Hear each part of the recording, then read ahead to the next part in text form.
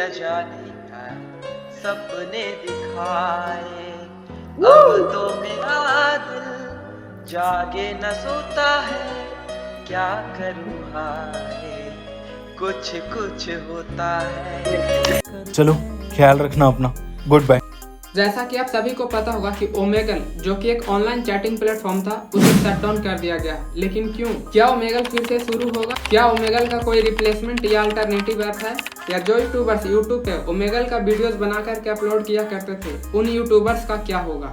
ऐसे ही सवालों का जवाब मैं आज के इस वीडियो में लेकर आया हूँ। तो बिना देरी करते हुए वीडियो को शुरू करते हैं। तो नमस्ते दोस्तों, मैं पीयूष राज विजन बॉक्स की तरफ से आज के इस वीडियो में आपका स्वागत है। तो सबसे पहले हम लोग थोड़ा ओमेगल के हिस्ट्री के बारे में जान लेते हैं। दिनांक 25 मार्च 2009 को के ब्रूक नाम का एक लड़का सबसे पहली बार ओमेगल को लॉन्च किया था, जिसका टैगलाइन था टॉक टू स्ट्रेंजर्स। स्टार्टिंग के टाइम में ओमेगल पे सिर्फ टेक्स्ट चैट ही होता था, बट धीरे धीरे ये पॉपुलर होते गया और इस पे वीडियो कॉलिंग का फीचर भी ऐड कर दिया गया। इस साइट पे यूजर्स अपने इंटरेस्ट के अकॉर्डिंग लोगों से कनेक्ट कर सकते थे, जो कि हैशटैग की तरह काम करता था। जैसे कि अगर आपको म्यूजिक पसंद है तो आप उन लोगों से कनेक्ट कर सकते थे जिन्हें म्यूजिक ही पसंद था। धीरे धीरे ये प्लेटफॉर्म फ्रेंड्स और रोमांटिक कनेक्शन ढूंढने के लिए पॉपुलर होते चला गया। एक रिपोर्ट के अकॉर्डिंग अभी करेंटली ओमेगल पे वीकली 235 मिलियन से ज्यादा एक्टिव यूजर्स था। लेकिन एक बात, इतने बड़े यूजर्स होने के बाद भी आखिर इस साइट को शट डाउन क्यों कर दिया गया? इसके 5 कारण हैं। पहला,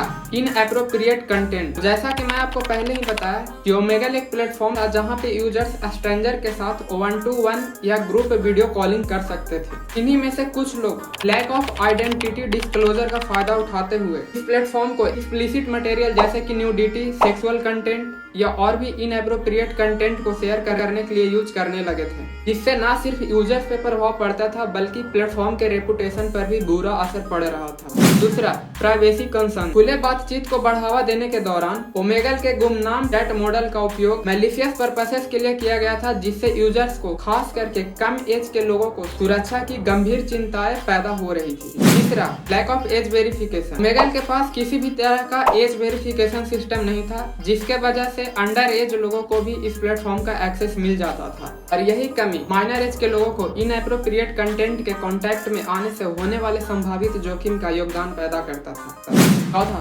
हरासमेंट एंड साइबर बुलिंग। यह प्लेटफॉर्म गुमनामी के कारण हरासमेंट और साइबर बुलिंग के मामले में जुड़ा हुआ था और बहुत सारे यूजर्स को तो बातचीत के दौरान भी कभी कभी वर्बल अब्यूज और थ्रेट्स दिया जाता था। ओमेगल को ऑनलाइन कंटेंट और यूजर सेफ्टी से रिलेटेड रूल्स और रेगुलेशंस को कंपाइल करने में भी बहुत सारे चुनौतियों का सामना करना पड़ रहा था। ओमेगल दुनिया भर के कुछ कंट्री जैसे कि अमेरिका, ऑस्ट्रेलिया और ब्रिटेन में पीडोफाइल से जुड़े 50 से अधिक मामले में शामिल रह चुका था और कंपनी पे 11 साल के एक यूजर को पीडोफाइल से जोड़ने का आरोप लगा था। फाइनली इस मामले को निपटाने के एक सप्ताह बाद ही ओमेगल साइट को शट डाउन कर दिया जाता है।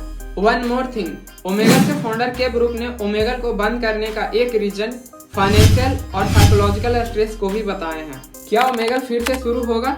ओमेगल के फाउंडर के ब्रूक ने एक पब्लिक स्टेटमेंट में बोले हैं कि ये साइट सस्टेनेबल नहीं है और मैं 30 के उम्र में दिल का दौरा नहीं चाहता हूँ, तो 99% चांस है कि ये साइट दोबारा से ओपन नहीं होगा। क्या ओमेगल का कोई अल्टरनेटिव ऐप या साइट है? तो इसका जवाब है यस। ओमेगल के कई अल्टरनेटिव ऐप और साइट हैं, जैसे कि मीटमी, कैमसर्फ, ओएमई टीवी और भी कई अलग तरह का साइट हैं। जो यूट्यूबर्स यूट्यूब पे ओमेगल का वीडियोज अपलोड किया करते थे उन यूट्यूबर्स का क्या होगा? इस तरह के यूट्यूबर्स का फ्यूचर अभी अनसर्टेन है। जैसा कि टिकटॉक बैन होने के समय हुआ था कि बहुत सारे क्रिएटर इंस्टाग्राम रील्स और यूट्यूब शॉर्ट्स पे शिफ्ट कर गए थे, जो आज बहुत अच्छे से सर्वाइव कर रहे हैं। एग्जांपल के लिए पुनी सुपरस्टार को ही ले लीजिए। ठीक इसी तरह कुछ क्रिएटर्स दूसरे प्लेटफॉर्म पे शिफ्ट होंगे, बट हाँ इतना श्योर है कि अब जो कंटेंट होगा उसमें कुछ सुधार आएगा और अल्टीमेटली इस तरह के यूट्यूबर्स का फ्यूचर उनके खुद के डिसीजन पर भी डिपेंड करता है कि वो आगे क्या करेंगे। आप भी कमेंट करके अपना ओपिनियन हमसे शेयर कर सकते हैं। थैंक्स फॉर वॉचिंग, मिलते हैं अगली वीडियो में।